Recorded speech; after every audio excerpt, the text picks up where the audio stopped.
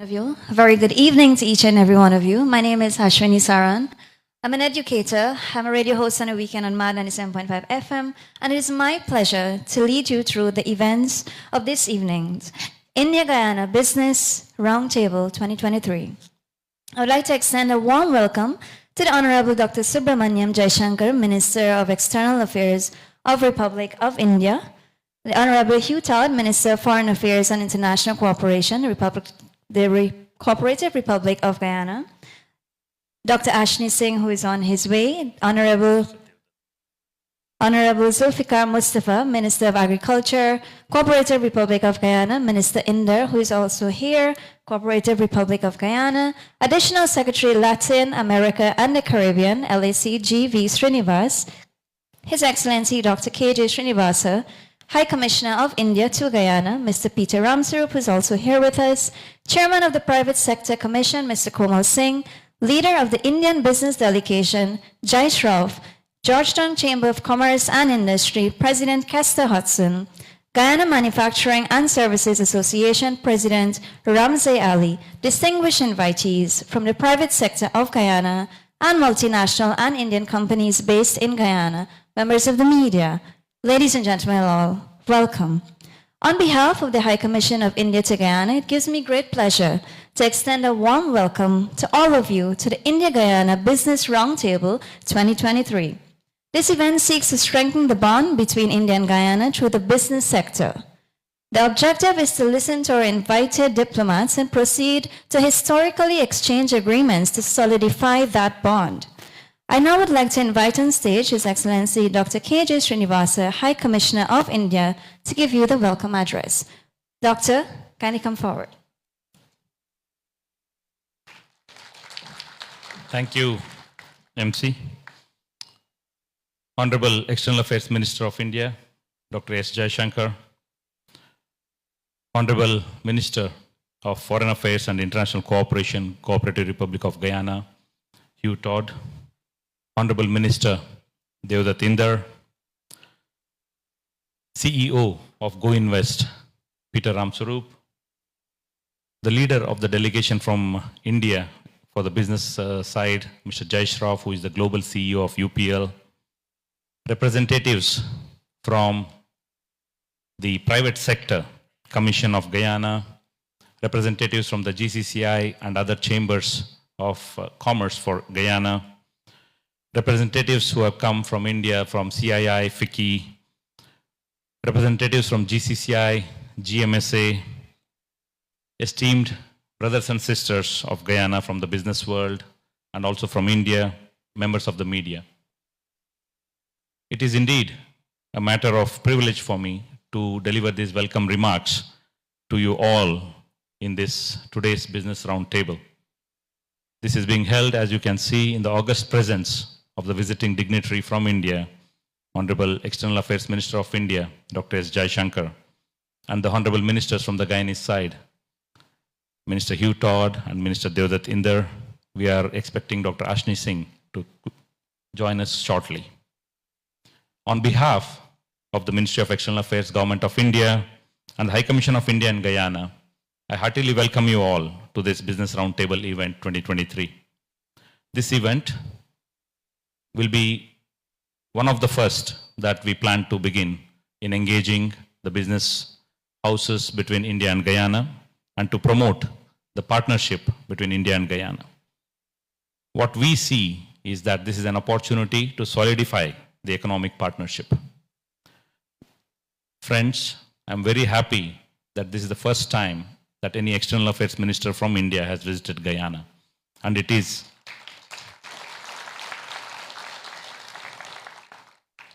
is following the very close contacts that we have established bilaterally this year, beginning with the official visit of His Excellency the President of Guyana, Dr. Mohammad Irfan Ali, in January, followed up by the visit of Honorable Vice President of Guyana, Dr. Bharat Jagdev, in February.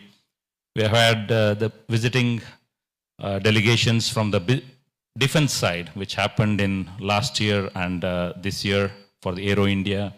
We have had visit by the Honorable Minister for Agriculture, Dr. Zulfikar Mustafa, in March. You can see that there is a new energy that has been infused into this bilateral partnership. India has been working very closely with Guyana on various fronts, and as they say, economy is the pillar on which the relationships solidify. India's collaboration with Guyana includes but is not limited to bilateral investments and trade in energy, healthcare, machinery, pharmaceuticals, education, etc. And it has been growing over the years, and we see it not only in the spirit of the South-South cooperation, but also as an opportunity to enrich our partnership through human resource development, like skills and capacity building under the various scholarship schemes, etc. of the Government of India. I'm very happy to mention here that the Guyanese business delegations who have visited India in the last few months have achieved huge successes in tying up with Indian businesses in various sectors and are now also working to source training, trained human resources, etc. This augurs well for a future bilateral collaboration, especially between the huge potential that exists in the Guyanese economy, which is poised to grow in leaps and bounds in the next few years. We believe that this event will also provide the Indian businesses accompanying the Honorable External Affairs Minister of India a unique opportunity to interact with the Guyanese companies who can provide them with access to the Caribbean markets as well as other economies with which Guyana has free trade agreements. I once again take this opportunity to welcome you all and hope that this event provides a fruitful environment for improving our bilateral partnership. I thank you.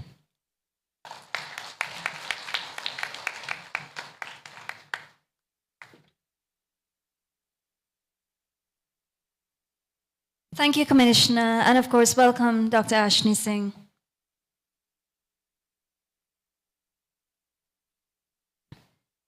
Our next speaker for this evening's proceedings is the recently elected chairman of the Private Sector Commission and Chief Executive Officer of Geico Construction and General Services, Mr. Komal Singh. Sir, kindly come forward.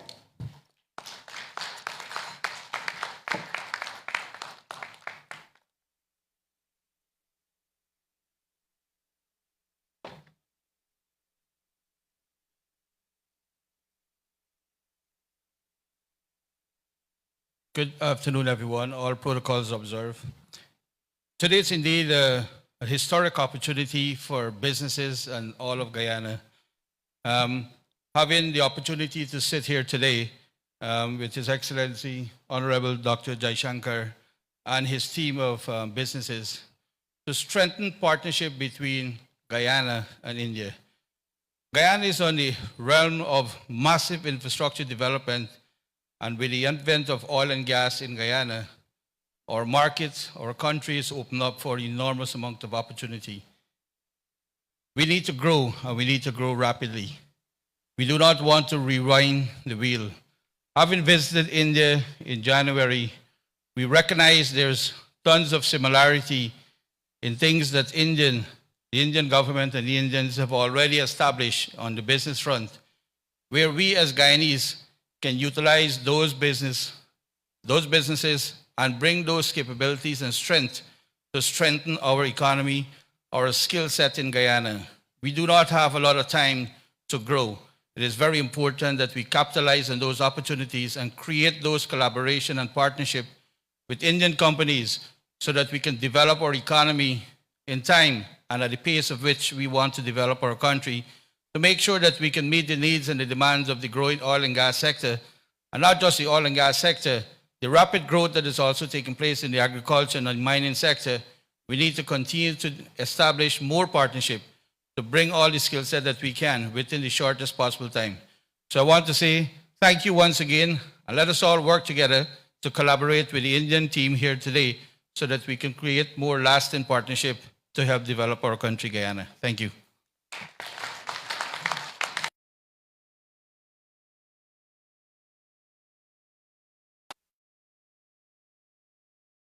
Agenda, we have CEO of Go Invest, Mr. Peter Ramsarup, to kindly come forward, and of course, we will be listening to you. Kindly show your appreciation, of course. I know it is. Thank you. Thank you very much. All protocols observed. Really just greetings to the delegation from India here. I know when we visited with His Excellency in India in February. We had some great meetings, and seeing some of the results here today for folks coming back. I know we have worked with a call center in India that is going to be signing today, and that they are, physically setting up offices, hiring close to 150 people in the next few months. So these are great results for Guyana. Guyana stock is performing very well. We're proud that we are able to deliver on our commitments and follow His Excellency vision of transformation. And I look forward as we work together to make some of these relationships into new territory in energy and in agriculture and manufacturing, especially with our natural resources. The next big wave of Guyana, as we bring our energy costs down by 50%, will be in the agro-processing and the manufacturing sector. So everything we have planned for just in oil and gas is just the baseline. The next revolution in Guyana will be in the agro-processing and manufacturing sector. So we want to get ready for that, and I think some of the businesses here today visiting with us brings that capability and capacity to help us in that arena. So thank you very much. Welcome. Thank you, Mr. Ramswarup. I would like to invite to the podium someone who is a well-known global leader in the chemical and agri-inputs industry for over 30 years experience, with over 30 years of experience in India and the international arena, global CEO of UPL, United Phosphorus Limited, Mr. Jai Shroff, who is leading the Indian business delegation. Sir?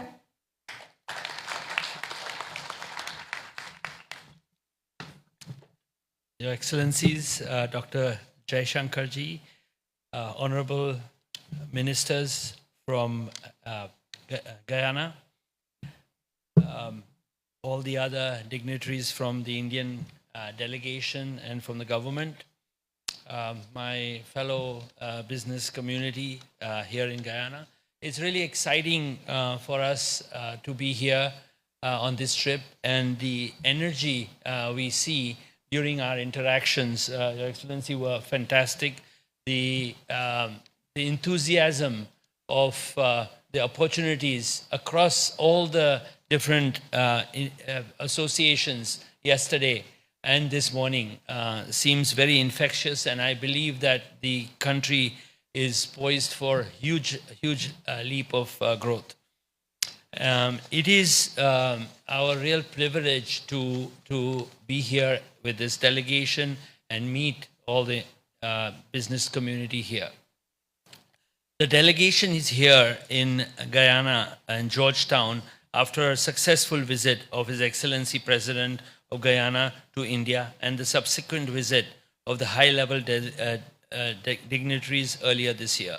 This shows a commitment of the leaders of both sides of the community of the countries, Guyana, for taking the economic engagement to greater heights. It is our privilege to have Dr. Jai Shankar, Minister of External Affairs of India. A sincere thanks to you for your continued support of CII and the Indian industry throughout your strategic interventions, which have yielded rich dividends for the business linkages across the globe. Dr. Jai Shankar, your address recently at the CII Partnership Summit and the CII Europe Business and Sustainability Conclave opened doors for industrial partnership. Today, I'm leading the delegation of Indian businesses from sectors like oil and gas, infrastructure, construction, chemicals, agriculture, food processing, etc. And we look forward to the deliberations and interactions with the business community of Guyana. India and the LAC share a common aspiration and challenges, and there have been many political interactions despite the distance. Indian industry is focusing on enhancing its presence in Latin America market with about 600 million and 20 million and a GDP of 6 trillion. Guyana is a country well endowed with natural resources, and India has been closely working in various development goals like upgrading the infrastructure, water management system, uplifting the quality of lives of our citizens through providing better IT and training and education. Considering the CII has been undertaking various initiatives to promote business linkages between the two regions. As part of the continued effort to create the platform of greater interaction between businesses from India and the LAC region, we have been organizing LAC conferences for a few years. In this regard, I am happy to inform that the 9th CII LAC conclave is scheduled to be held in August 3rd and 4th, 2023 in New Delhi. And it will be an excellent opportunity for businesses to meet and interact on all possible cooperation.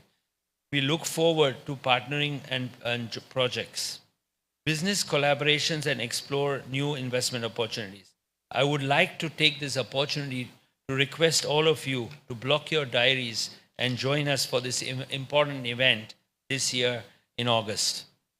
Before I conclude, let me take this opportunity to highlight some areas where we believe the potential of enhanced bilateral economic cooperation in the coming years.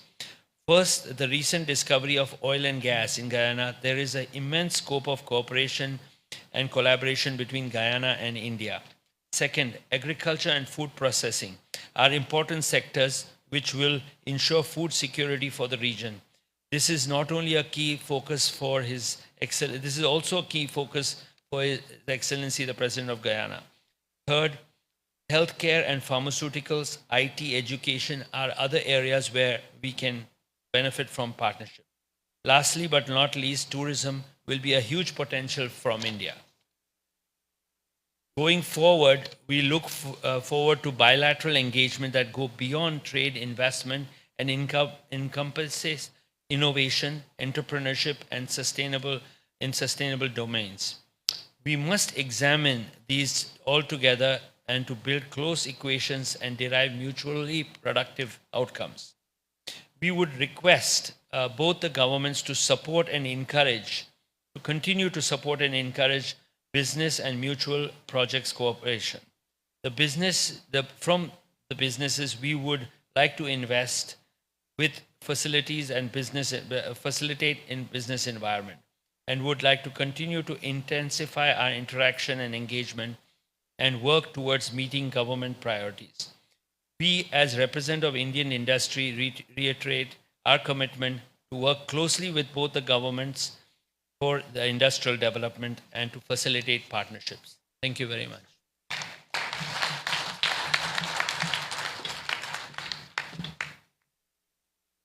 Thank you, Mr. Jaishraf. We will now witness a presentation on Pradhan Mantri Bharatiya Jaunashadhiya Pariyojana by Mr. Ravi Dadich, CEO, Pharmaceuticals and Medical Devices Bureau of India.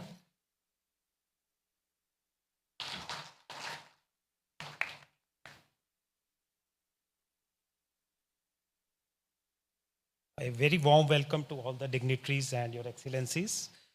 In this brief presentation of around 5 minutes, I will be touching on various facets of Pradhan Mantri Bharatiya Janaushadhi Pariyojana, which is an initiative of Government of India, which is very successful. Janaushadhi means people's medicine. These are some pictures of retail outlets under this scheme, which have been established in different cities and towns in India. India's pharma sector's strength has been well known, as India is known as the generic pharmacy of the world, having more than 3,000 companies and 10,000 plus manufacturing units. We produce around 60,000 generic brands covering 60 therapeutic groups. And these supplies are made to 200 destinations as exports. However, a need was felt to enhance the affordability of these medicines for the citizens of India, and hence this scheme was taken up by the Government of India to sell allopathic medicines through the retail outlets, for which a separate dedicated body was established called PMBI, Pharmaceutical and Medical Devices Bureau of India.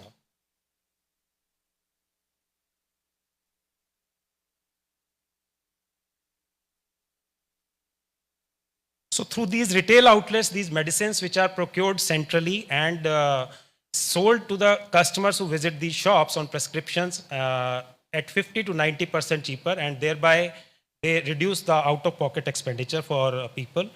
Over last 9 years, the growth has been remarkable, where the number of stores have increased from 80 to 9,000 plus. And the sales have also increased from 0.91 million, almost $1 million, to $151 million per year. The products have also increased from 400 to 2,000 plus products, which includes medicines and medical devices.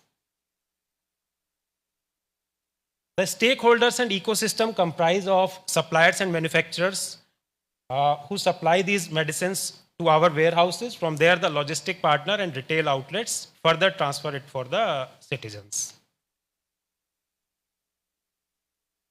There is a network of 4 warehouses in 4 corners of the country and 36 distributors who cover the entire length and breadth of the nation to provide these medicines. Now, the key success factors I will be covering in next few slides. When these medicines are so cheap, there is a doubt that whether the quality will be good. So we put highest emphasis on the quality of these products, and we procure only from WHO GMP certified manufacturers who give these medicines to us. And on receipt of these medicines at the warehouse, they are again tested in NABL accredited labs, which is a national level testing laboratory system. So these are anonymized, and at 14 locations, these are sent for retesting to ensure that the quality which we have received from these suppliers is up to the mark. And we have been comparing these with the branded products as well, so as to give us more confidence about the quality of medicines. The efficient logistics to handle this large scale of activities, as I mentioned, throughout the nation, we have a large network of distributors and a computerized end-to-end supply chain management system which takes care of that. Not only supplying these medicines at affordable rates, the scheme also provides for employment opportunity by incentivizing the entrepreneurs who open these retail outlets. And there is an affirmative action for different categories like women, scheduled caste, scheduled tribes, and aspirational districts of India. If somebody opens these shops there, so they are given incentive by the government. And on every regular sale also, there is a mechanism of incentives. The product range is quite wide and covers all analgesics, antipyretics, major therapeutic groups of medicines, and medical surgical devices as well. The scheme also takes care of the menstrual hygiene products and provides at a very affordable rates the sanitary napkins, and more than 370 million sanitary pads have been sold through these shops in last 4 years. There is a defined strategy for constant communication and awareness by a mobile app called Jan Aushadhi Sugam, by which the citizens can locate the Jan Aushadhi Kendras or the retail outlets and also compare the medicines and their prices. Honorable Prime Minister has been interacting with beneficiaries every year, so that gives a boost to the scheme. This is a chart showing some comparison that some of the medicines and the percentage of discounted prices which the citizens avail by purchasing these medicines. Overall, in last 9 years, the scheme has been able to save more than $2 billion for the Indian citizens, and now onwards, the growth is so that almost $1 billion will be saved annually by this scheme. So this, the replication of this successful model can be done in Guyana as well as in other countries. So what are the requirements for implementing this scheme? Is a similar nodal department can be established. Some budgetary support can be provided by the government. Technical support in terms of a logistic partner can be done. Assured supply from low-cost quality suppliers. Testing laboratories network needs to be established for this, and skilled manpower of trained pharmacists needs to be established. So for each country's demand or for Guyana's demand, depending upon the circumstances, it can be customized. From the government side support, Indian government support side, operational level G2G connection can be established by sharing the application, software, ERP templates, modules, and guidelines. Simultaneously, another option of commercial collaboration can be established with connecting with Indian pharma manufacturers who have a trusted name in the category, in this category, and they can provide assistance in procurement in the initial few years, and the access to the testing facilities can also be provided. Finally, so the way ahead for this is that a similar model can be adapted in Guyana. They can identify some initially few medicines and then discuss it further, means how the procurement can be done and what are the local requirements. Similar IT supply and IT and supply chain systems can be established, and publicity about generic medicines use that they are not inferior to the branded medicines can also be done. Thank you for giving me this opportunity and for your time.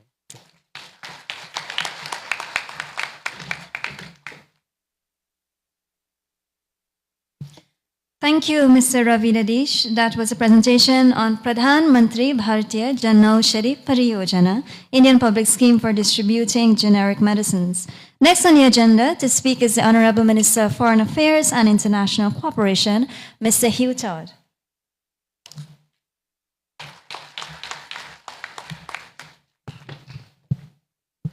Thank you. Thank you very much.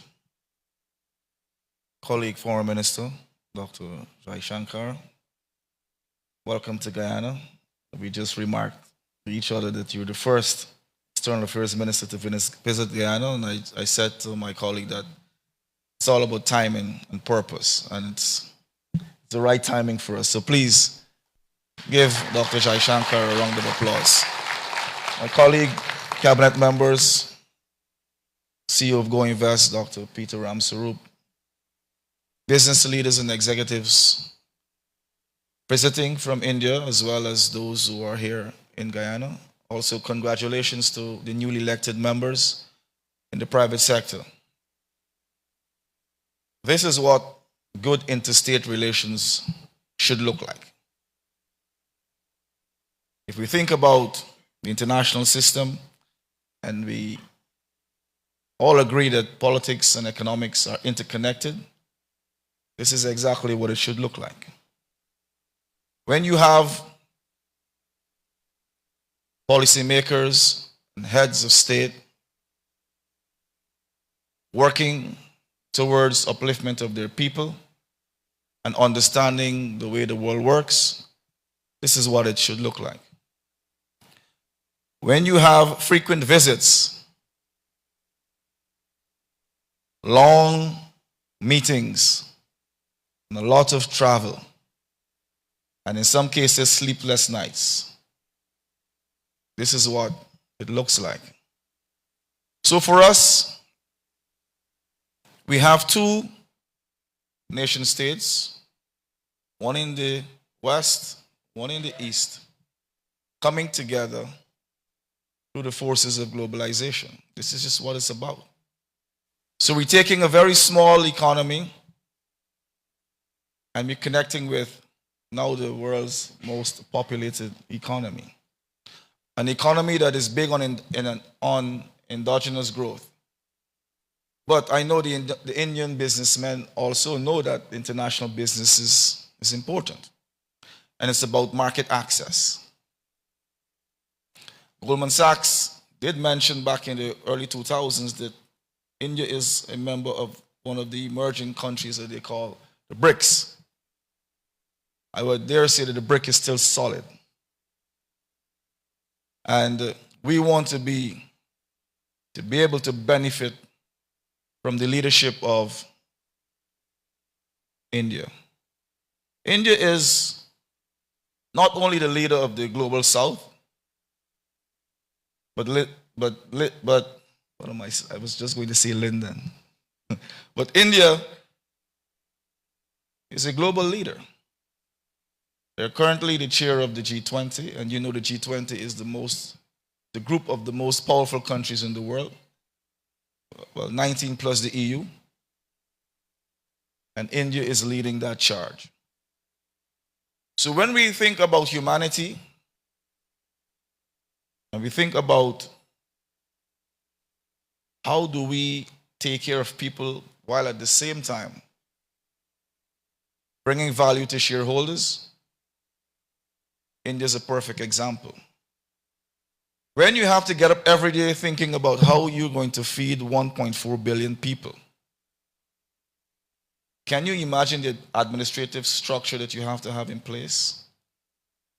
More or less to think about elections.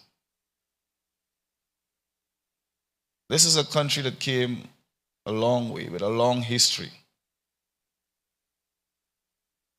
And if you think about Guyana and what we have done in our short history as well, post-independence, I think we need to give both India and Guyana a round of applause, please. So clearly, the fact that we're here and this visit follows a visit of two delegations, one led by His Excellency the President and another delegation led by the Vice President, and now there's reciprocity with the visit of my colleague Foreign Minister and the business delegation. Clearly there's some amount of symmetry, or should I say connectedness, in what we want to achieve. But we also know that this event would not have happened if there was not trust in the policymakers. Clearly we have similar values, principles, so that there's predictability and understanding in how we make policy and how we shape policy, and the fact that we believe in a private sector driven economy where we allow competitiveness and innovation to determine who will succeed, who may diversify, and how they'll create value for their customers. But a lot of it has to be stimulated by government policies. We've long argued that we also want to focus on leadership provided by emerging or the developing world. And India provides us with a very perfect example. Perfect example. They've had similar history as Guyana, albeit at different and varying intensities. But they understand the struggle and the history of the world system, how it was created, how it was organized, and how it was deployed. So it's very important to understand the system within which you are working and how you will be able to shape your national policies, your regional policies, and how you operate at the multilateral level. India is a shining example. The way in which it was able to incentivize its private sector, becoming the technology hub of the world, exporting, as I would say, a lot of its human capital to the rest of the world. Tells a very vivid story. And now India is embarking on a foreign policy to take ownership. So with the leadership of PM Modi and his cabinet and the most popular foreign minister in contemporary time. Yes, please. His visit here puts everything in perspective. The private sector in Guyana is in a good position to take advantage of an opportunity that India is providing us with, connecting the two private sectors. So we have done a lot in terms of ensuring that there's confidence and predictability at the political level. It's your turn to figure out what will work, what will not work, what strategies you should employ, which strategic partnerships you should employ, and how you will sit in your C-suite and determine which direction you go. It's really all up to you now. The landscape has been provided because there's access on either side. We're working on ensuring that we have the right instruments that would allow for seamless flow and the seamless connectivity. So we don't have to worry about the distance anymore. We're going to put all systems in place to ensure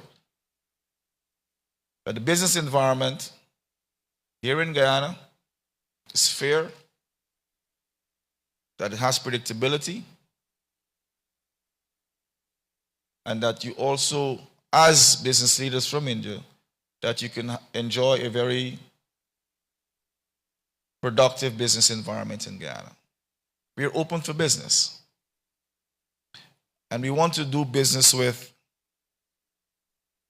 India because there's a lot of trust and understanding and friendship and partnership. So rest assured that we will continue to work at the policy level because the world system is quite dynamic, yes?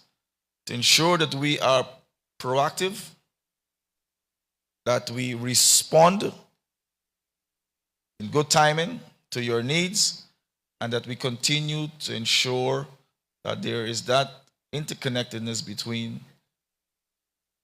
policymakers and the business leaders. So this partnership is one in which we'll see the advancement in many sectors here in Guyana. We have about 8 areas that we're working on at the technical level, which feeds into a balanced framework because we want to have balanced development.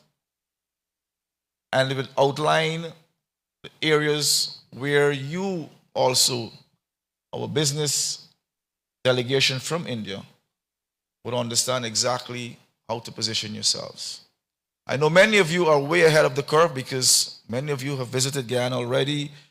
I know when President Ali visited India, I was part of that delegation. We've had several MOUs signed, and I think one contract. I think it was 7 MOUs and 1 contract signed. So there's already momentum. So what we're doing, we're just adding to the momentum. And as policymakers, we don't have to tell businesses exactly where to go and what to do. Business leaders are business leaders. Risk takers. You look at viability, you study the market. But one of the things that you can rest assured that you can feel comfortable about is that we will provide a political system that is predictable, that respects the market, that respects the private sector, and that particularly we understand that the private sector is the engine of growth. So there's no interference, no preference. We're going to provide incentives to ensure that we ensure that we have a balanced business environment. Another advantage of setting up operations or connecting with the Guyanese private sector is the fact that you have the entire Guyana Shield, Suriname all the way to northern Brazil, which is another 6 million. You have the entire CARICOM market with seamless flow of capital, business, and incentives, which adds another 6 million. And we can also think about including the Dominican Republic. So for us, we're expanding our footprint regionally and globally. So it's a good time to be in Guyana. We share a common history. We speak the same language. We're culturally connected. Politically, there is coordination. Let us now enjoy doing business. Thank you.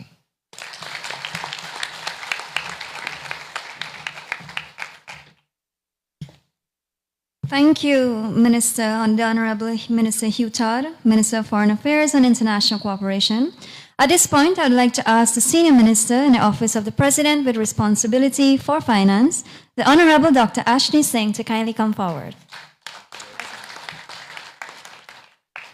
Thank you very much, Madam. Thank you very much, Madam Chair. Your Excellency, the distinguished External Affairs Minister of India, Dr. Jaishankar, my colleagues at the head table, and in particular, Mr. Jai Shroff, Chairman of the CII, Confederation of Indian Industry, National Committee on Latin America, I'm told would be the complete title. Distinguished ladies and gentlemen of the private sector, and in particular, the visiting private sector delegates from India, ladies and gentlemen, it is my distinct privilege and pleasure to welcome all of you, and in particular, the visitors to Guyana, on behalf of His Excellency the President, Dr. Mohammed Irfan Ali, former President and now Vice President, Dr. Bharat Jagdeo, Prime Minister Mark Phillips, the rest of our cabinet, and the entire government of Guyana, and indeed on behalf of the people of Guyana. It goes without saying that volumes can be said and written about the long and special relationship between India and Guyana. A relationship that was, of course, born in people, and in particular by the fact that the Guyanese population comprises such a large diaspora by descent, a large Indian diaspora by descent. The relationship can be viewed also from the long-standing cultural ties that have bound our peoples. The relationship can be viewed indeed from the lenses of politics and political relationship, because indeed Guyana and so many other countries like Guyana took inspiration from India and the Indian independence movement. And the list goes on. There are many, many perspectives from which this long-standing and special relationship can be viewed. Indeed, of course, the friendly relations, Minister, that our countries have enjoyed over the years, and the very generous development support that India has provided over the years. The presence of Indian companies in Guyana, including some who have been here for decades and have withstood the pressure of Guyana's, the ebb and tide of Guyana's economic evolution and the vicissitudes of economic developments in Guyana. But I would venture, ladies and gentlemen, to suggest that the current and next phase of the relationship between India and Guyana will be defined not least by economic and business relations and ties. And for reasons that should be quite obvious, India for many years has been amongst the fastest growing economies of the world and the most dynamic of economies around the world. Indeed, for many years, India has been one of the main drivers of global economic growth. Indian companies have emerged over the years to become world leaders, best of class in their respective sectors, holding their own against their international counterparts, some of whom would have been around for decades and indeed centuries before they would have emerged. And today, if one were to survey the economic spectrum in India, India would qualify as one of the very few countries of the world where you could quite safely say that every single thing is manufactured from a paper clip to an airplane. At the same time, in the opposite end of the world, at the opposite side of the world,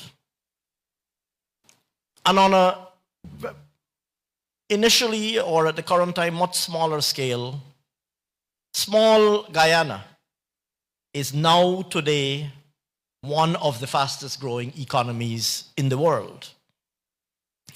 And of course, a lot of that is driven by the incredibly exciting developments in oil and gas. But unavoidably, there are positive spillovers from the developments in oil and gas in literally every other sector of economic activity. Indeed, there is no sector of economic activity that has not benefited from the positive spillovers of the developments in oil and gas. Whether it is the demand for hospitality services, demand for hotels, whereas a few years ago, 1 or 2 international hotels might have sufficed for Guyana. Today, 8 or 9 new internationally branded hotels are under construction, and even these might not be able to meet the need, the demand for hospitality services into the near and medium term. Whether it is transport and logistics, whether it is engineering services, whether it is financial services, whether it is demand for basic inputs like food and agricultural produce, every single sector of productive activity in Guyana is reflecting this incredible wave and upsurge of economic activity. Our government's position, having considered carefully the experience of oil and gas producers around the world and of resource-dependent economies around the world, our government's explicit position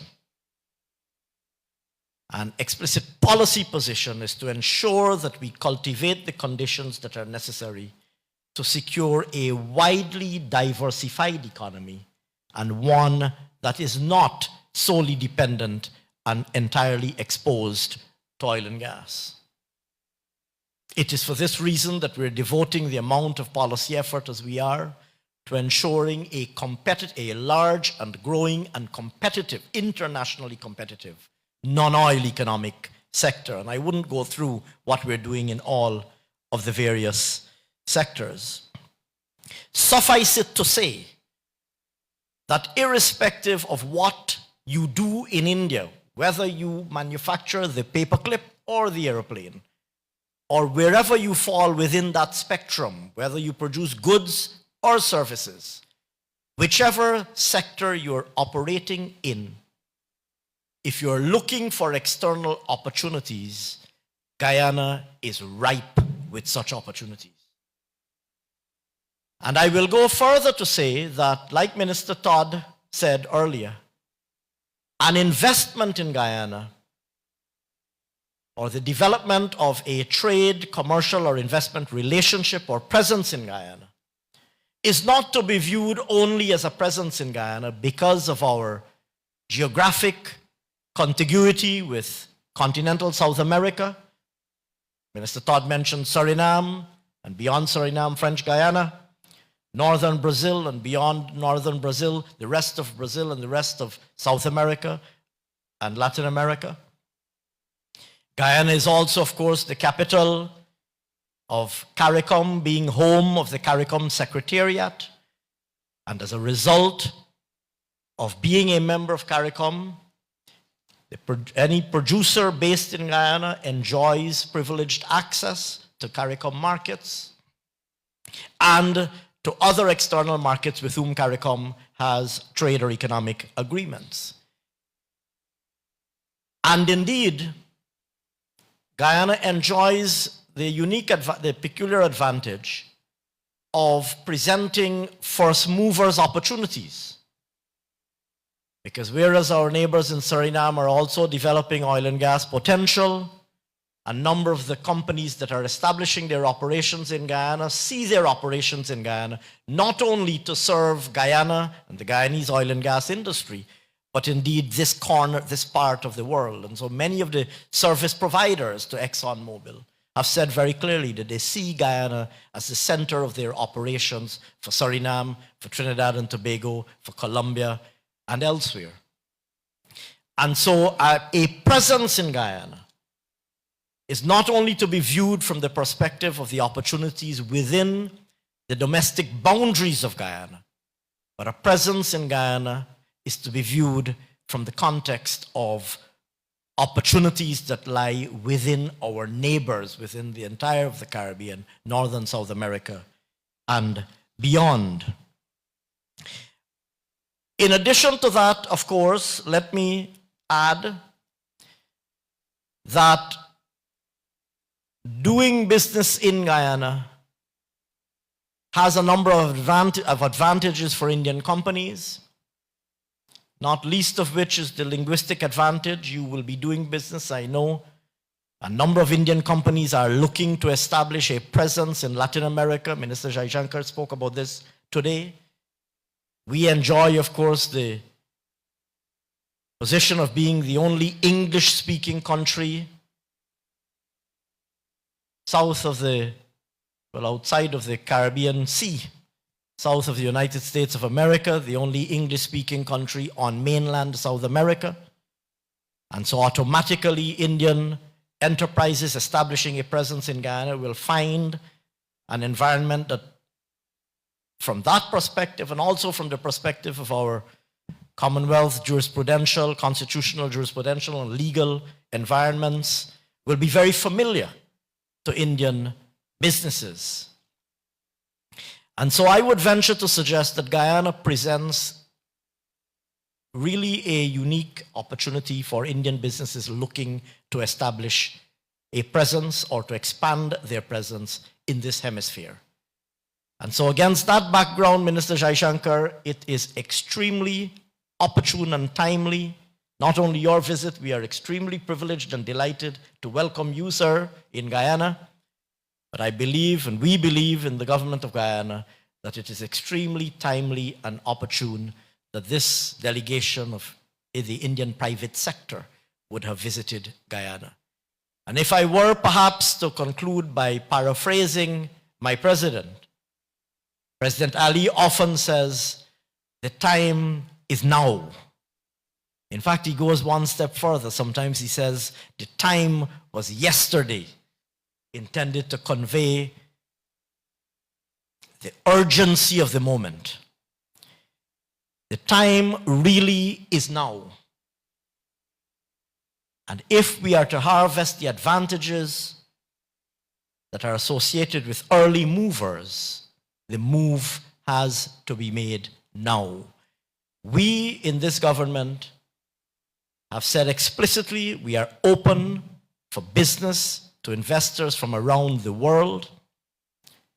We say this to all of the Indian companies in the room. We say this, Mr. Shroff, to the CII and your entire membership.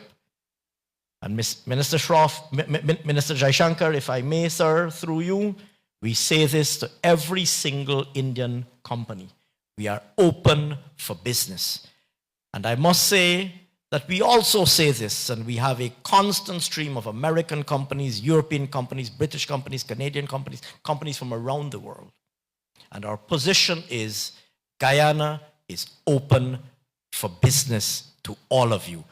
Welcome. Thank you very much, and I wish you productive discussions. I wish you productive discussions and the establishment of strong long-standing and prosperous business relations in Guyana. Thank you very much. Thank you, Dr. Ashni Singh, the Senior Minister in the Office of the President with responsibility for finance. It is now our pleasure to listen to the Honorable Dr. Subramaniam Jaishankar, Minister of External Affairs in India.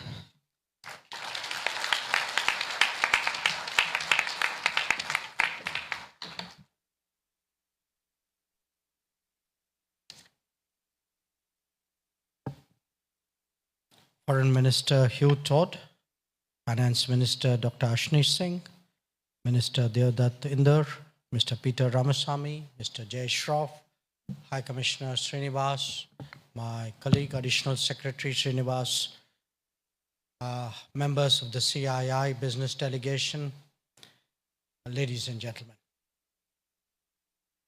It's obviously a source of great delight, satisfaction for me to be amongst you here today, the first Indian foreign minister to visit Guyana. And it's in keeping with the times and with our relationship that following 2 days of very intensive official discussions, we should be here for a business event. Now, this is not a normal business event, because it is one between the fastest growing economy in the world, Guyana, and the fastest growing major economy in the world, India. And I say that because there is an enormous change actually taking place in both our economies, in both our societies, in our capabilities. And the challenge for policymakers like us is, how do we see that as an opportunity? How do we actually find the connects, the touch points, the viability, the business case really to make the best of it? Now, fortunately, this year, we were enormously assisted by two important events. The visit of President Irfan Ali to India, followed very soon thereafter by the visit of Vice President Bharat Jagdev. Now, I say this because, quite honestly, what was till perhaps a year ago a smooth, non-controversial, friendly, pleasant, perhaps even business-like relationship, was suddenly infused by a great sense of energy, a new sense of possibilities, a connect at a leadership level, which actually encouraged so many of us to travel here today and be amongst you. Now, it wasn't just that they came and, said the right things and tried to motivate the system. In fact, very soon after their return, we got a proposal from President Ali to Prime Minister Modi, setting out focus areas which the government of Guyana felt should today be addressed by the two sides. And Prime Minister Modi immediately agreed. And it would interest many of you to know that my visit and the Joint Commission meeting, which I had the honor to co-chair along with Minister Todd today, was actually preceded over the last few weeks by a very intensive interaction in these particular focus areas. And I would like to acknowledge the contribution of many of my colleagues who have been the anchor persons for this endeavor on both sides. Now, when it comes to our ties, yes, we are both political democracies, we are pluralistic societies, we are market economies. There is a lot that we have going for each other. But somewhere, there's always been a belief that geography has been an impediment. Of course, politics and history have tried to overcome that for some time. But I'm sure most of you would agree that a much more lasting solution is actually economics. And we are therefore particularly privileged today that as Guyana enters a new era, as it embarks on this very exciting journey on its quest for prosperity and development, there is a possibility, there is obviously a very strong interest on India's part to be a partner in this journey. And that, in many ways, is what our business gathering today is all about. Now, the focus areas that President Ali and Prime Minister Modi had agreed to includes energy, obviously, health and pharma, development partnership and the capacity building that we do, agriculture, technology and innovation, defense, infrastructure, among other things. And even as we hold our discussions and identify new opportunities, it's also a matter of satisfaction for us that we are actually seeing a pickup in numbers. Obviously, a large part of that when it comes to trade is in energy exports from Guyana. But I would say if one dissects those numbers, which I sat and did in preparation for the visit, it's very interesting that there's also, in fact, a diversification in trade. There are very clearly new demands which are being generated by the Guyanese economy. And clearly, both the interest and ability on the part of Indian exporters to meet that. Now, the other, I would say, tradition that we have going for us is that of development partnership. Some of our colleagues have spoken about it, but among the projects that we have in this country are a cricket stadium in Georgetown, a center of excellence in IT, modernization of sugar plants, installation of solar traffic lights, and most recently the supply of an ocean ferry, which I believe I will have the pleasure of visiting tomorrow. Now, I think Minister Singh made this very valid point that when we look at the convergences between us, the comfort between us, a very important one is actually that of language and that of traditions of law and administration. I would even say, in many ways, I discovered today commonalities in bureaucracy, which actually allow us to work that much more easily. And we do see, in the aspirational efforts of Guyana today, a lot which looks very familiar to us. And certainly from the Indian point of view, I can say that we have every confidence that the capabilities, the manufacturing, the services, the technology that India generates today, to the extent they are relevant to the modernization and the prosperity of Guyana, they certainly are factors that we would like to get in play. Now, I think that's probably the right point for me now to actually give you my sales pitch on India itself.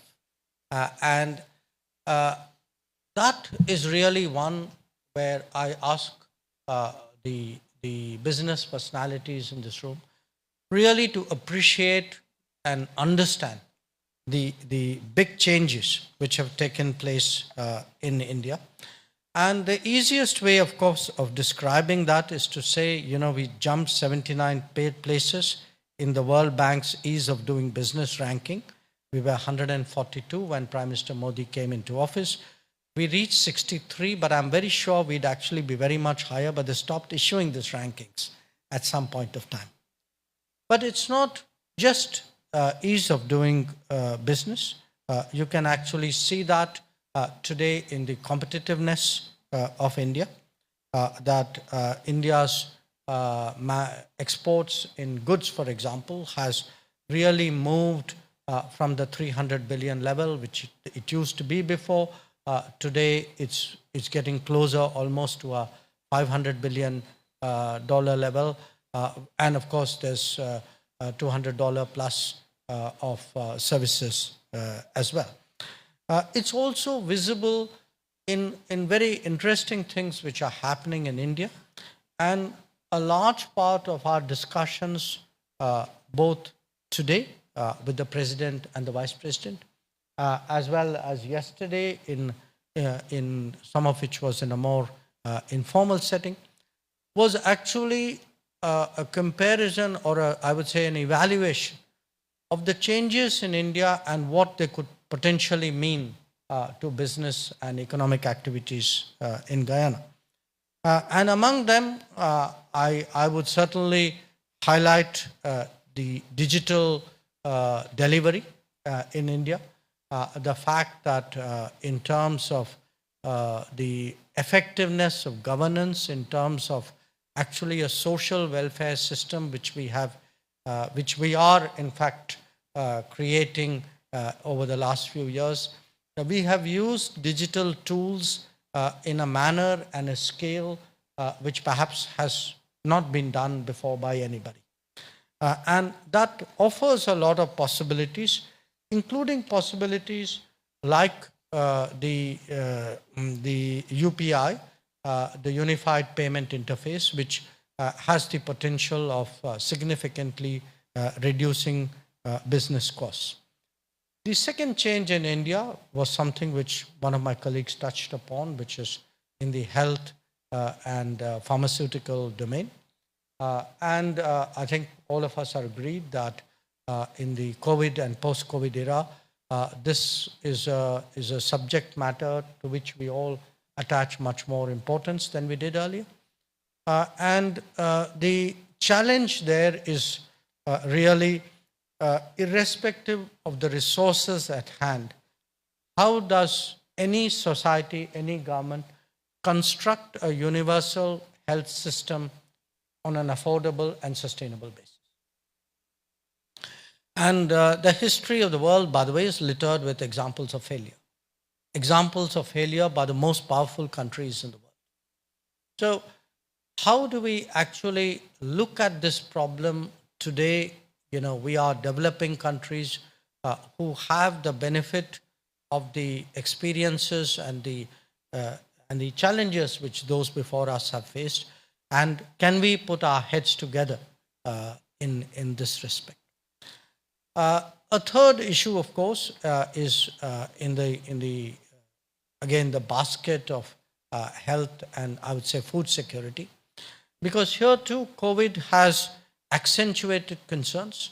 You know, when we saw supply chains disrupted, I don't know how it worked in your part of the world, but certainly close to you know, our part of the world, especially with the Gulf, there were very deep concerns whether food supplies would continue during the COVID period. And in fact, we had to make a special effort as a country to ensure that this was maintained to the Gulf. So, but, you know, there is a lesson there, and there's a lesson which has been driven home by the uncertainties of the Ukraine conflict, when we saw that wheat wasn't coming into markets and there was a very sharp spike in the price of food grains. And the lesson, therefore, is a certain degree of self-sufficiency. Clearly, in the era of globalization, it is absurd for any country to say that, you know, even a big country to say that we would make the bulk of our requirements. But it is also equally irresponsible of countries to say that they will be completely at the dependence of world markets.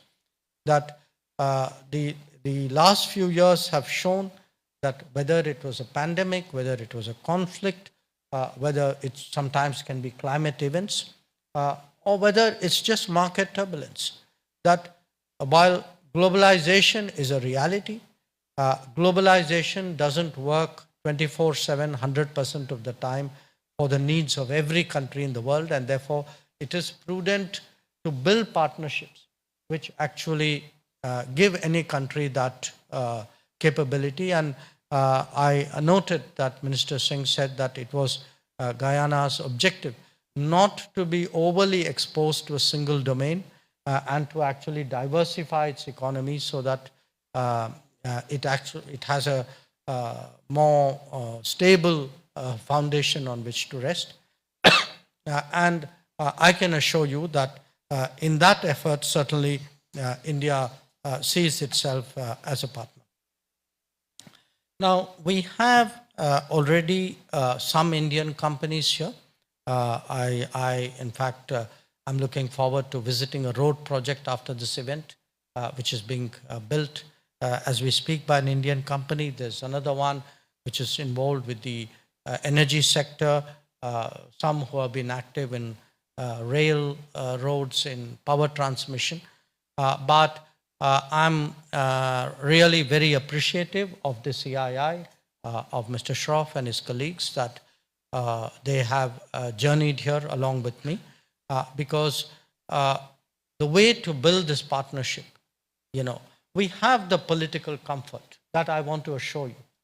What we need today is for the political comfort to translate itself into greater business comfort. And that business comfort will only happen by doing business.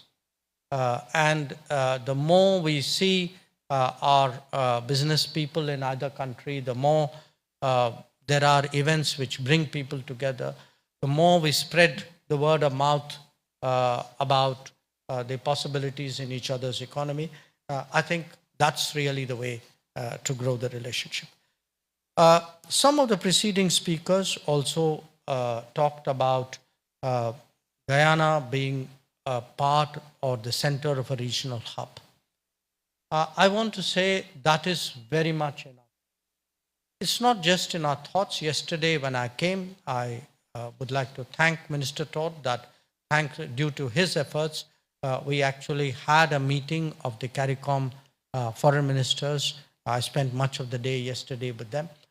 And the meeting was very useful because I was able to get across a single table the viewpoints of different countries of a region, and then find the common elements that I could address collectively, which from my perspective would actually give me a somewhat larger scale and a better viability to address those demands. But the bit, we agreed on a lot of things, but I would particularly flag for your consideration that we agreed that it would be our endeavor every year to hold an India CARICOM Business Summit, 1 year in the Caribbean, 1 year in India. So I'm pointing this out to CII with the hope that it would be an early mover in this regard. The other issue, again, on which we spent some time was really capacity building and the importance of training and exchanges. We have, again, a fairly long and a good history here, but we do appreciate that given the transformation which has now begun in Guyana, that there would be the need really to expand the professions and the domains where such capabilities and skills would be needed. The flip side of that is also that for some years now, the government of India has actually consciously embarked on a policy of envisioning a global workplace, that our efforts have been on to facilitate the mobility of Indians wherever there is a market demand, to strengthen businesses across the world. So there too, my expectation is that this is a very profitable area for the two of us to collaborate. So overall, what I want to say is that for me, this has obviously been a very important visit, and important politically. There is a lot that we have discussed in terms of how we see the world, how we work with each other in different forums. But the core of our relationship is a bilateral one. We take satisfaction in the new vistas that have opened up in Guyana. From our side, we would like to be as supportive as we can. We believe that our partnership in that sense needs to be refreshed to address a whole set of domains which I can see today emerging in the life of Guyana and its people. And it would truly be our privilege to do that. And in making that happen, I count, like all the previous speakers before me, I count completely on the energies and the efforts and the dedication of the business community. And I just want to say that your success is really at the heart of our success.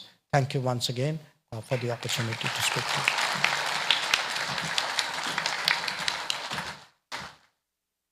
Thank you, Dr. Subramaniam Jaishankar. I would now like to invite Hema from the Indian High Commission to make the announcements for the exchangement of the agreements.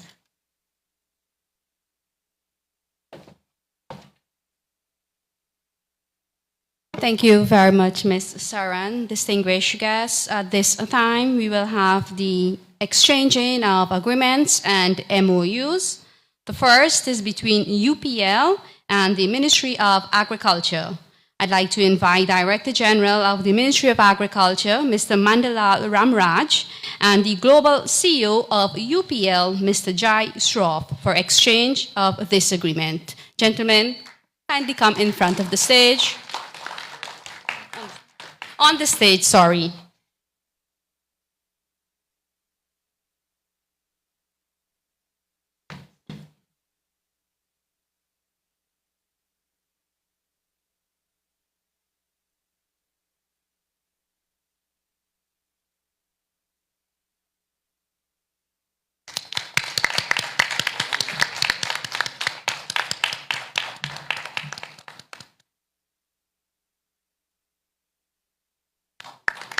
Thank you very much, Mr. Ramraj and Mr. Shroff.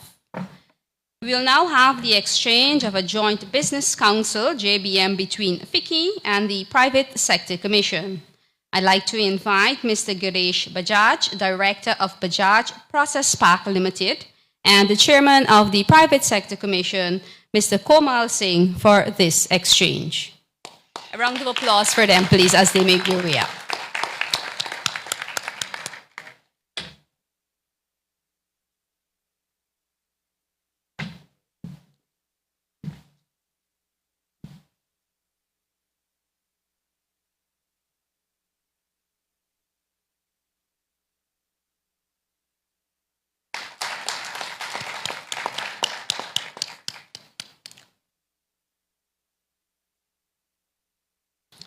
Thank you very much. Our next exchange is a memorandum of understanding between the Confederation of Indian Industry and the Private Sector Commission. I'd like to invite Mr. Jai Shroff, leader of CII delegation, and Mr. Komal Singh once again for this exchange.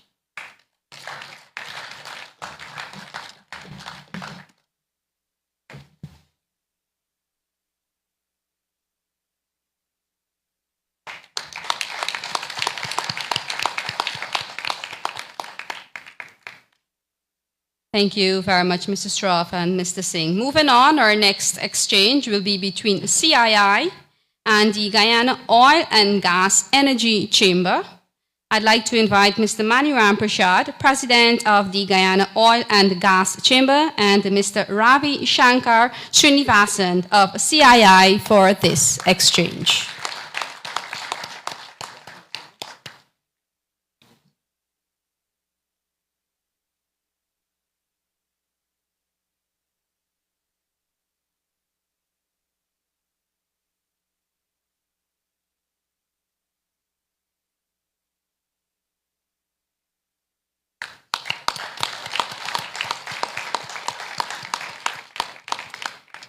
Thank you very much. The final exchange is between the Guyana Office for Investment and Decipher Health Records. I'd like to invite Dr. Peter Ramswarup, CEO of GoInvest, and Mr. Vinayak Shankar of Decipher to do this exchange of MOU.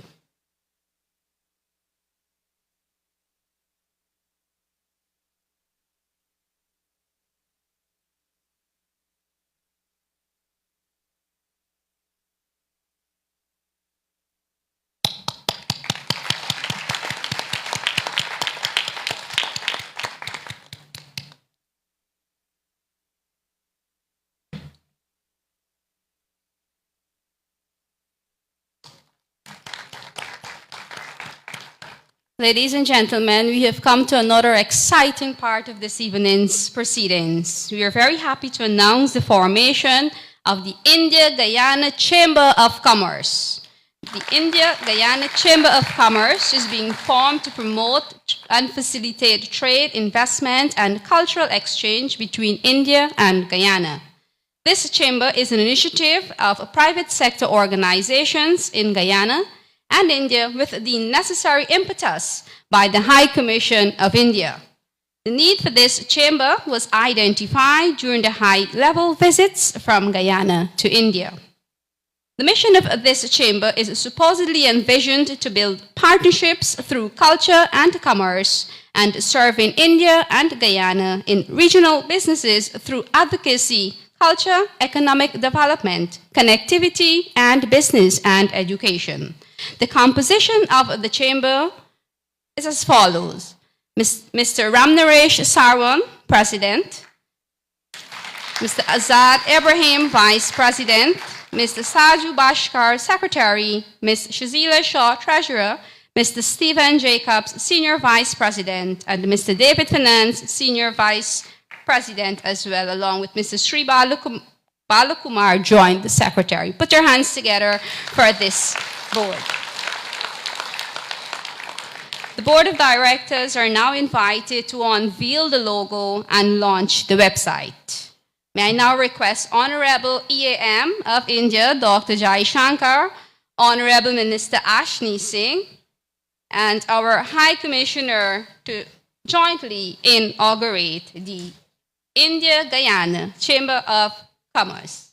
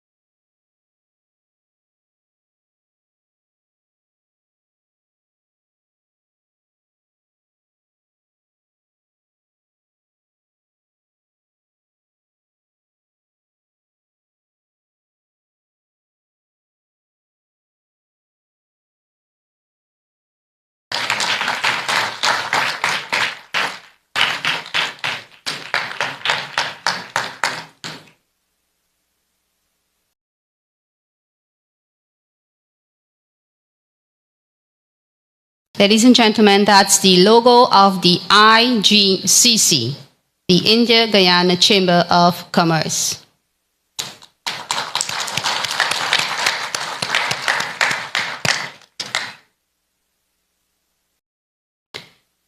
Thank you very much to our dignitaries for unveiling the IGCC.